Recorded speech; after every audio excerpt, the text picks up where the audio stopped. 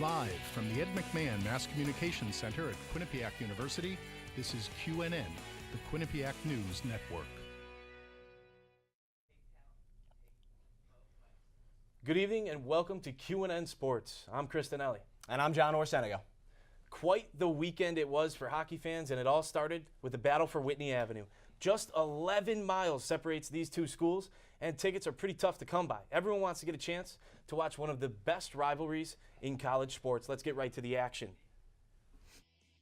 Just over 2 minutes in, Brogan Rafferty's going to move the puck to Craig Martin, and he's going to find the net. Bobcats strike first. Look at those fans. 1-0 Bobcats. Moving on, Bo Pieper, he's going to clean that up. There's the goal, 2-0 Bobcats. Just under 2 minutes left in the second period. Evan Smith is going to get it, and he's going to put it right past Shortridge. Yale cuts it to a 1-goal deficit. This is a tight one for the Heroes half, but Quinnipiac would hold on for the final 20 minutes, hold on for the 3-2 victory, securing that Heroes hat in the big rivalry versus Yale. Bobcats tried to keep the momentum going on senior night, but it was freshman Nick Germain who got things started as he takes the puck on the left side and then does that. Outstanding. Goal of the year candidate for Germain. Let's take another look. He leaves his defender in the dust and then does the same to the goalie, finishing on the backhand.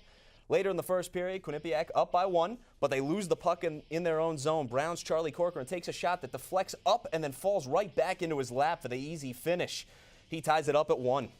Second period now, Quinnipiac up 2-1 off the faceoff. Nick Germain takes control of the puck, slides it ahead to Thomas Allworth, who scores to put the Bobcats up 3-1. Quinnipiac now totally in control. Freshman Alex Whelan finds himself on the breakaway, and he risks one home for the 4th goal of the game. Quinnipiac takes the season finale over Brown by a score of 4-1 on senior night. Yale was back in action after losing to Quinnipiac on Friday night. They're playing Princeton Saturday night. 1-1 game. The Tigers linked together a couple of beautiful passes. Eric Robinson's going to finish for the goal. 2-1 Princeton with just over 5 minutes remaining in the first. First minute of the third period, Max Verino cutting down the slot. Finishes a give and go with Alex Ritchie. There's a 3-1 lead for the Tigers. Just 8 minutes left to play. Princeton's going to intercept this Yale pass, and this is going to put the nail in the coffin. David Hollisey fires it right by Patrick Spano, putting the Tigers up 3 goals. They're going to hold on for the 4-1 victory. After the regular season closed out this past weekend, the ECAC tournament is set for 2017. Tournament play starts on Friday with 8 teams looking for spots in the quarterfinals. Harvard, St. Lawrence, Union, and Cornell have already locked up their berths in the quarterfinals. And they'll be waiting to see which teams will join them after this weekend. Teams were reseeded after the first round, so matchups are yet to be determined. The Yale Bulldogs, coming in as the 8th seed, will host 9th seed at Dartmouth. Quinnipiac locked up the 5 seed with 2 wins this past weekend and will face a familiar foe in Brown, who they defeated 4-1 Saturday night. In a battle of the 7 and 10 seeds, Princeton hosts Colgate at the historic Hobie Baker Rink. And in the last matchup of the weekend, the Engineers of RPI, they're going to head down to Clarkson, who come in as the 6th seed. With ECAC tournament play starting this weekend, let's take a look at how the postseason is setting up for our local teams. For that, we turn to Lauren Zarafas, who is with hockey analyst Matt Pisani. Lauren, take it away. Thanks, guys. So, Matt, we're going into the ECAC tournament for men's hockey. What is the big difference between this year's team versus last year's team? They have 13 losses in the regular season already this year. They only had 3 last year. What is our big difference? Goaltending. You lose a guy like Michael Gartigue. He had 1.87 goals against average last season and 1.98 for his career. This year we have our 2 goalies doing a 2.44 and a 2.66. That's a huge difference. It doesn't seem like much, but when you're giving up like 0.75 more goals per game from one season to another, right, that's a struggle. You also lose a defender like Alex Minor-Barron, who was plus 16 and started almost 80 consecutive games at one point during his Quinnipiac career, which is ridiculous for a contact sport like hockey. So yeah, I mean, when you lose 2 of your best defenders, one of which is responsible for disallowing the puck from going into the net, it makes a huge difference for a team, whether you think about it or not. Like, it's only just 2 people, it's a team sport, yeah, but it's your best goalie in the nation and one of the Right. best defenders in the nation. So that makes a huge, huge difference. So now we head into the ECAC tournament. We're playing Brown in the first round. What is our expectation going into this first round of the tournament? Going into the first round, very good. Looking forward after that, it's kind of cloudy. Getting a team like Brown in the first round is huge. Facing them before the tournament is also huge. Not only because it's the same team Right. twice in a row, but because we've already won 2 in a row over Yale and RPI. Yale's always a huge win. We love beating Yale over here, as you probably know. Yes. So having a 3-game win streak going into facing Brown again, if we dominate them and we play the way that we actually could with our talent level, we could hopefully string off a couple extra wins, and maybe we'll see Harvard or Union or somebody in the conference tournament final. And that alone for this team this year with 13 losses, I'm pretty sure most of the fans and students here would be pretty satisfied with a finals appearance. Yes, they most likely would, especially trying to get back to the NCAA finals. Thank you, Matt, for coming and talking to me. Guys, back to you at the desk. John, tough season. I mean, Quinnipiac, they've lost a lot of key pieces from last year. Yep. Still a good season. They finished they started off slow, finished it pretty strong. Absolutely. But yeah, as you say, finished with those 3 wins at the end of the season. Yale kind of going the other way. Lost 4 out of their last 5, so we'll see what they can do heading into the ECAC tournament. The Quinnipiac women's hockey team kicked off their postseason this past weekend, traveling down to Princeton for the ECAC tournament quarterfinals. The action got underway with Game 1 on Friday. Let's pick things up in the the third period here. Princeton up 2-0, but a scramble in front of the Princeton goal, and senior Megan Turner takes the puck and wrists it home for the goal to make it 2-1. Princeton Bobcats on the comeback trail here early in the third period. Just less than a minute later, and Quinnipiac is out on the break. Princeton goalie Steph Neepy is going to make a nice save here, but Melissa Samaskevich stays with the play and finds Raquel Penoyer, who puts it home to tie things up for the Bobcats at 2-2. And this game would be headed into overtime. Now in the third overtime, still tied at 2. Quinnipiac back out on the break. Melissa Samaskevich on the left side finds freshman Kate McKenzie in the middle, who wrists it in for the goal, and that's going to do it.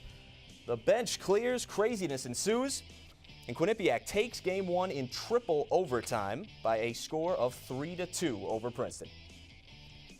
And after that double overtime thriller, the two teams would meet again Saturday. And the Tigers, they would blank the Bobcats 2-0, leveling the series at 1. It would come down to a crucial Game 3. With just under 5 minutes to play in the first period, Kelsey Kolzer, she's going to follow that shot, get it to Molly Contini, and she's going to chip it into the back of the net to grab the first goal of the game. 1-0 Tigers. That's Kolzer's 100th career point. 2 minutes later, Sylvie Wallen, she's going to grab the puck along the boards, dump it over to Contini, play it back to Wallen, and she blasts it into the back of the net. That's a 2-goal lead for the Tigers, Wallen's 3rd goal of the season. Second period would be a slow one. We're going to have a scoreless second period, and the Bobcats are going to look to get on the board in the closing moments. Megan Turner taking the cross-ice pass, and she's going to one-time it into the back of the net, put the Bobcats on the board, but the comeback would be too late. The goal happened with just 13 seconds remaining, and the Bobcats just couldn't level the score. They're going to fall to Princeton 2-1, and now Quinnipiac can only secure an at-large bid to make the NCAA Frozen Four tournament. The Yale women were also in ECAC quarterfinal action this past weekend, taking the trip up to St. Lawrence. First period here, St. Lawrence senior Brooke Webster skates into the middle and wrists one in for the goal to put the Saints up 1-0. Second period now, same score. Yale can't clear it out of their own zone, and a St. Lawrence shot gets deflected down in front of the net, and Justine Reyes is there to slap it home with the backhand. 2-0 St. Lawrence. Later in the second, the Saints are in transition. Kennedy Marchment finds a cutting Hannah Miller in the middle. She wrists it home for the goal, and that's 3-0 St. Lawrence. And the Saints would go on to win Game 1 by a final score of 4-1 over Yale. Game 2 of the series, St. Lawrence is going to pick up right where they left off.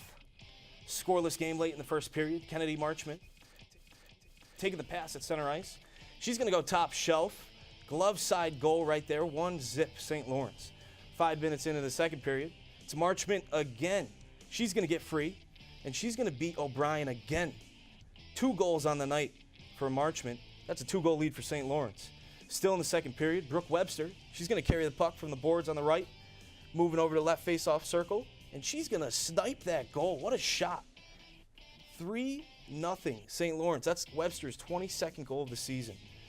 13 seconds later, ensuing faceoff, Justine Reyes receives a beautiful pass from Alex Moore up the left side, and she's going to hammer it home for the 4th goal for St. Lawrence. That's a 4-0 victory for St. Lawrence. They're going to move on to play Cornell in the ECAC semifinal, hoping to get a spot in that championship game. The Quinnipiac women's basketball team finished off their regular season on Saturday as they hosted Canisius on Senior Day. After a slow start, the Bobcats cruised to the 62-49 win over the Golden Griffins. Junior Sarah Schuin led the way with 16 points and 12 rebounds for Quinnipiac. With the win, Quinnipiac clinched the MAC regular season championship for the 3rd consecutive season. The Bobcats will be the #1 seed in the MAC tournament and will open postseason play on Friday at 1 p.m. at the Times Union Center in Albany against the winner of the Canisius-Niagara game. Quinnipiac boasts 5 All-MAC selections, including 2 players who were unanimously named to the All-Rookie team. One being Mikey Dixon, who led the MAC in Rookie of the Week honors after averaging 16.8 points per game. When we come back, we'll take a look at what the Quinnipiac Acrobatics and Tumbling team is doing after receiving some devastating news. Stay with us. I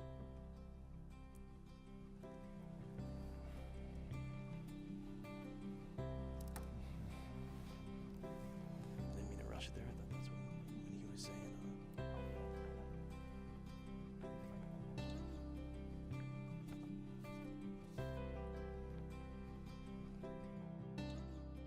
Chance the Rapper break.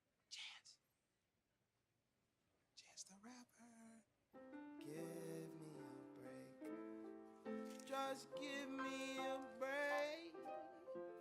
Break me off a piece of that Kit Kat bar.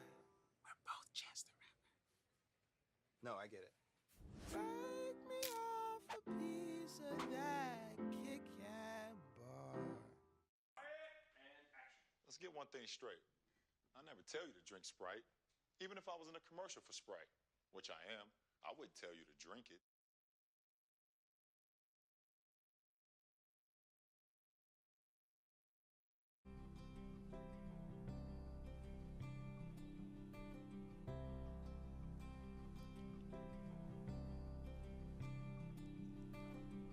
The Quinnipiac Acrobatics and Tumbling team is turning things upside down in support of assistant coach Manny Bonilla.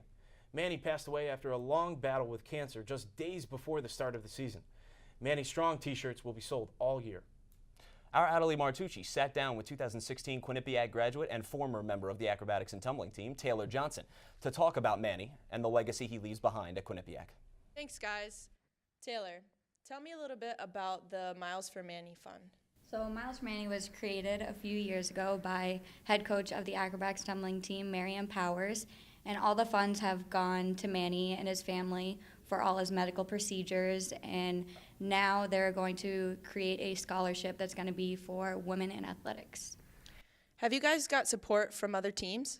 Yeah, actually, Azusa Pacific Acrobatics and Tumbling team, each girl wrote a letter to a specific Quinnipiac Acrobatics and Tumbling team member, and just talking about like how they're sorry for our loss and stuff. And also Baylor and Oregon both had moments of silence and wore ribbons on their uniforms at the past few meets.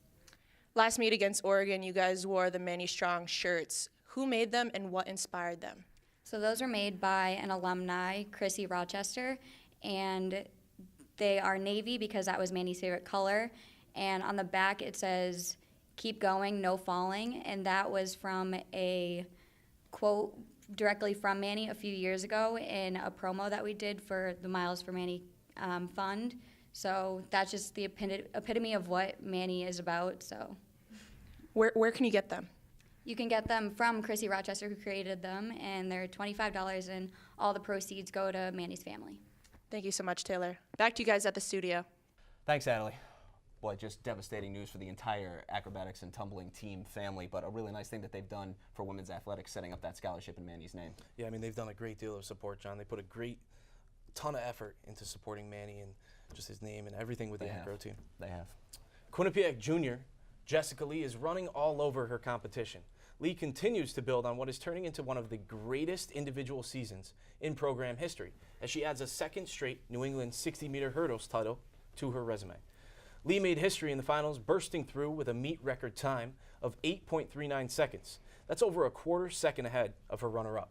The 2016 MAC Most Outstanding Track Performer has now won 6 60-meter hurdles titles this season after competing in the event just 7 times. It's no secret that the UConn women's basketball team has been on somewhat of a hot streak in the last few years. On Monday, the Huskies traveled down to South Florida, looking to extend their historic winning streak and finish the regular season undefeated. Pick things up in the first quarter here. Katie Lou Samuelson finds Gabby Williams for a nice give and go there. Later in the first, Nafisa Collins drives and's got herself an easy bucket. UConn up 28-13 at that point. Second quarter now, Gabby Williams with a nice steal, and she's out in front of the pack and has got herself an easy lay-in on the other end. Crystal Dangerfield, she's dangerous from 3, we know that much, and she nails one there. More from deep now as Sania Chung hits from almost the exact same spot. The three-point barrage continued in the second half as Katie Lou Samuelson hits another one from the wing. End of the third now, Crystal Dangerfield comes down, jump stops, fades away, and hits it at the buzzer to put UConn up by 23. Take another look. Great fadeaway jump shot by Dangerfield. Fourth quarter now, Nafisa Collier again from 3. It is raining threes in South Florida for the Huskies. Collier finished with 39 points and 12 rebounds on the game. UConn takes the season finale 96-68 over South Florida. They win their 104th game in a row to extend their own historic streak. And if you're going to win 104 games in a row, you're going to have the stats to back it up, and the UConn women certainly have that, with a record of 29-0, undefeated to finish the regular season, leading the nation in both field goal percentage and assists per game. The UConn women absolutely on fire heading into the AAC tournament. When we come back, we'll see if the UConn men could overcome a hot start from SMU. Stay with us. Lobbing for more! Magnificent find by Milton.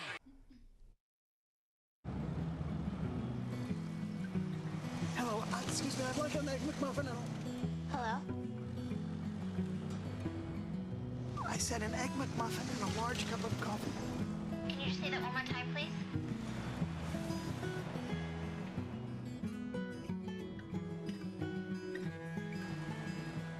Sir, did you say an egg McMuffin and a large coffee? With cream and sugar, please. How much?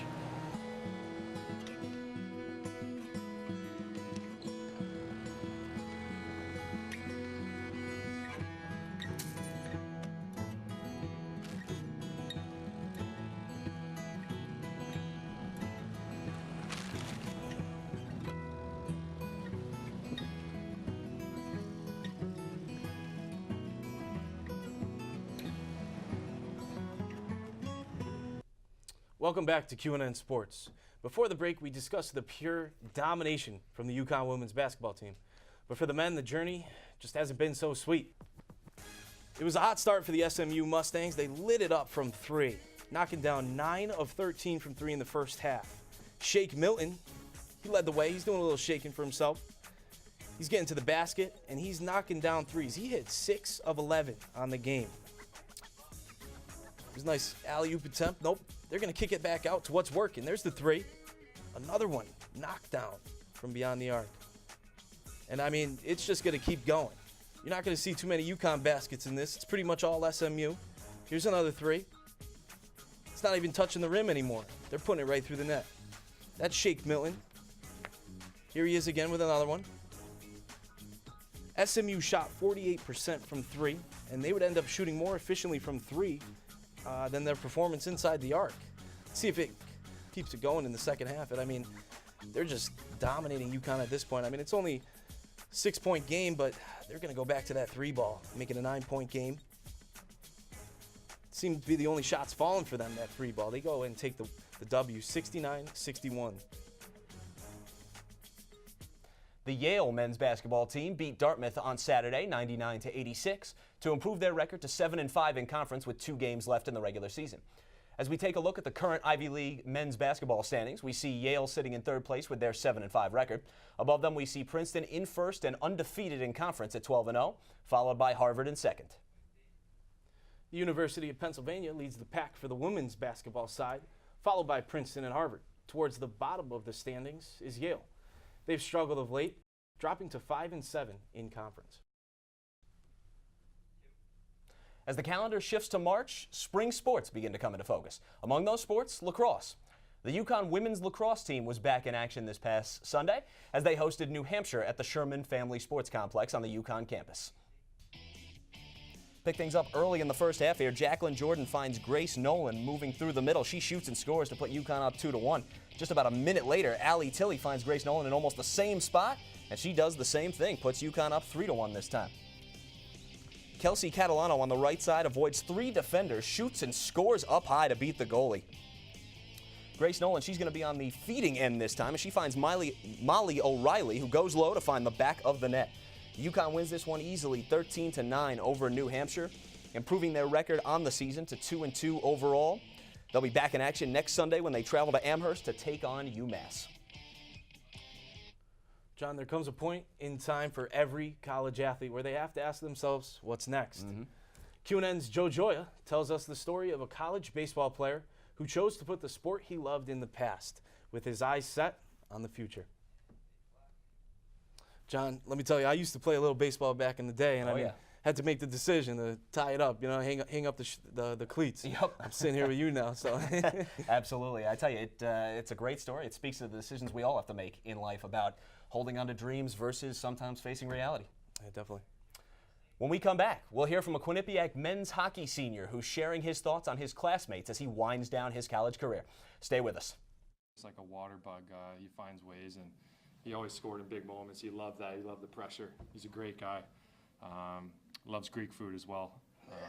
Like eating with him, so he's good for there. Devon is he's spooky quick, really fast. Really good guy. I bought a new truck this summer, and he really likes that. Looks really good. But he's just like a wall.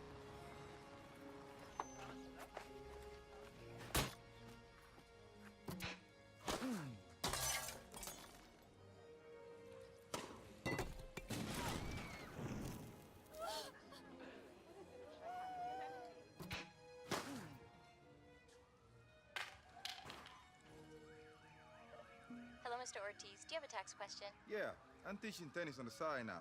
Oh, that's nice. Welcome back to QNN Sports. This past weekend, the Quinnipiac baseball team traveled down to North Carolina to take on Campbell University for 3 games.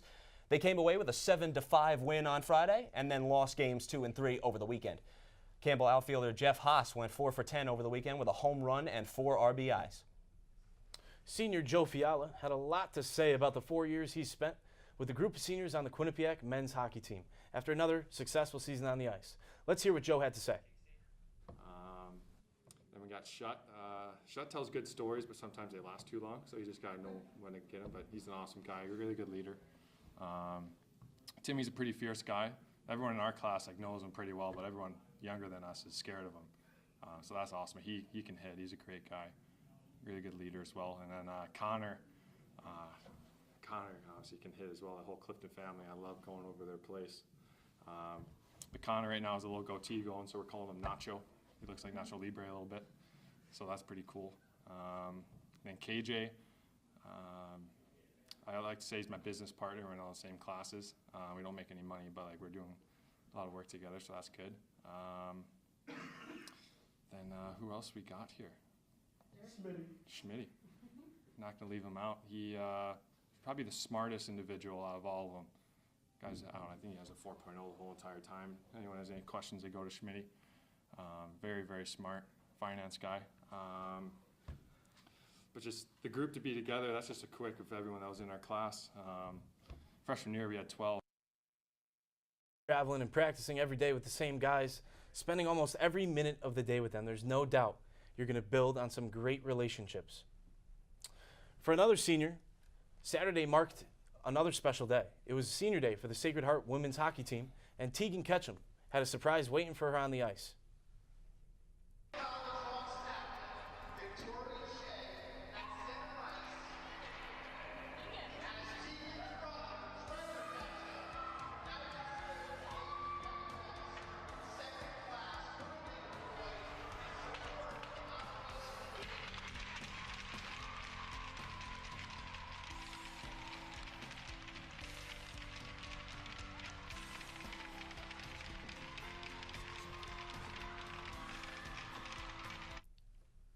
Can't help but smile at a story like that, John. Absolutely. Yeah, if you can't smile at that, there's something wrong, that's for sure. Well, that's all for us tonight on QNN Sports. Thank you so much for joining us. I'm John Orsenega. And I'm Kristen Ellie. We'll see you next time. Have a good night.